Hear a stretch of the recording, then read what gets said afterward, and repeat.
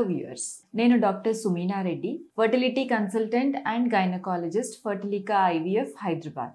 Polycystic ఓవరీస్లో చూసే ముఖ్యమైన సిమ్టమ్స్ అంటే ఎటువంటి ఫీచర్స్ మనకు కనిపిస్తాయో ఇప్పుడు చెప్దాం. పాలిసిస్టిక్ ఓవరీస్లో కనిపించే ముఖ్యమైన సిమ్టమ్ ఇర్రెగ్యులర్ మెన్స్ట్రల్ సైకిల్, అంటే పీరియడ్స్ రెగ్యులర్గా ఉండకపోవడము. వీరికి 2-3 monthsకి ఒకసారి పీరియడ్ రావడము, సంవత్సరం మొత్తంలో 6 నుంచి 8 పీరియడ్స్ కంటే తక్కువ ఉండడము చూస్తూ ఉంటాము. దీని వలన ఒకవేళ పీరియడ్ వచ్చినాక అంటే 2-3 months తర్వాత ఎప్పుడైతే పీరియడ్ వస్తుందో అప్పుడు చాలా హెవీగా బ్లీడింగ్ అవ్వడం కూడా చూస్తాము. సో ఇట్లా పీరియడ్స్ ఇర్రెగ్యులర్గా ఉండడం మన ఫస్ట్ సిమ్టమ్.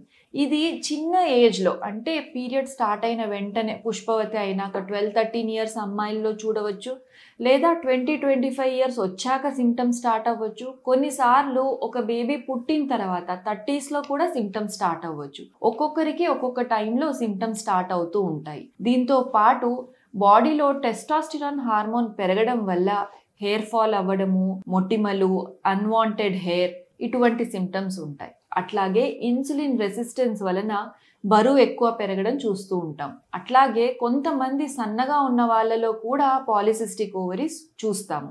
ఇవి కాకుండా లాంగ్ టర్మ్లో స్లీప్ యాప్నియా అంటే పడుకున్న సమయంలో ఒక షార్ట్ పీరియడ్ వరకు వారికి ఊపిరి అందడం ఆగడం వలన స్లీప్ అనేది ఇర్రెగ్యులర్గా అంటే కంటిన్యూస్గా నిద్రపోవడానికి ఇబ్బంది పడుతూ ఉంటారు. డే టైమ్ స్లీపీనెస్ అంటే పగటిపూట తొందరగా నిద్ర రావడము, అట్లాగే సరిగ్గా అటెన్షన్ ఉండకపోవడము, ఇంకా కొంతమందిలో డిప్రెషన్ లాంటి సిమ్టమ్స్ కూడా కామన్గా చూస్తూ ఉంటాము. సో ఇవన్నీ కూడా పాలిసిస్టిక్ ఓవరీస్కి సంబంధించిన సిమ్టమ్స్. సో వీటన్నిటి గురించి తెలుసుకోవడం ద్వారా మనము ఈ సిమ్టమ్ని తొందరగా, ఈ డిసీజ్ని తొందరగా గుర్తించి దానికి సరైన ట్రీట్మెంట్ తీసుకోవడానికి వీలు పడుతుంది.